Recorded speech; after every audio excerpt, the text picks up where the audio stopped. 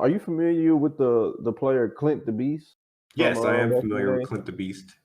Yes. I He's remember. like the 9-time final round champion for Tekken, I think. Yeah, they say he won like 8 in a row. I I, Hmm. I didn't know about him.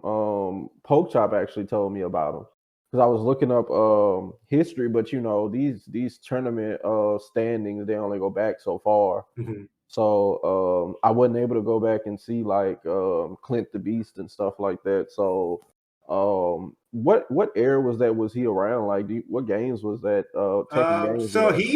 he was playing the same time we were all playing. So Tekken Tag 1 and Tekken 4. He definitely was one of our strongest players in the area. And I would say, going back to talking about rivals, I wouldn't say he wasn't one of my rivals, but he was definitely like my teacher's rival. Like if there was one person in the city of Atlanta that would give JOP or Eric the most trouble, it was Clint the Beast for sure.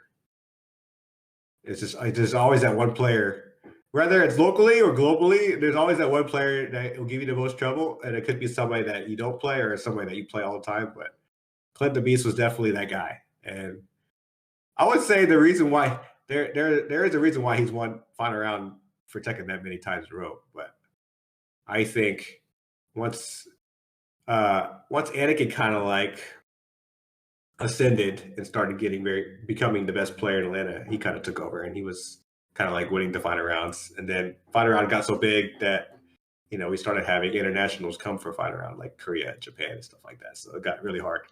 But during that time, during that stretch, yeah, Clint was definitely the man, for final round in Atlanta, I would say. Yeah, the pandemic has changed a lot because, like you said, final round got to a point where we would see like huge players come, international and stuff like that. And Mhm. I can remember even going to KIT. You had international players and stuff coming. Mhm. But once the pandemic came, a lot of international people didn't come. A lot of people Mhm. started to pick their spots and stuff like that. Mhm. So I mean, you're really only seeing like the international players and like the best of the best going to like certain tournaments. When it used to be before the pandemic, everybody was going to everything.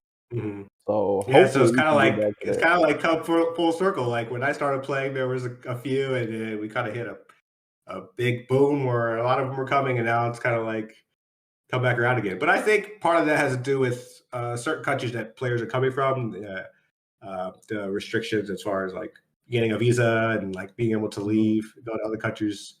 Like it might be easier for them to come here than it would be or it might be harder for them to come here and it would be for us to go there, something Yeah. like that. But I think we'll get back to where it was eventually again. We're slowly like, based off of the numbers that we saw at Evo last year, we took a slow dip, but there were still like we still had like over 1,200, 1,300 players. So there was like a 500 player dip between 2019 and 2022.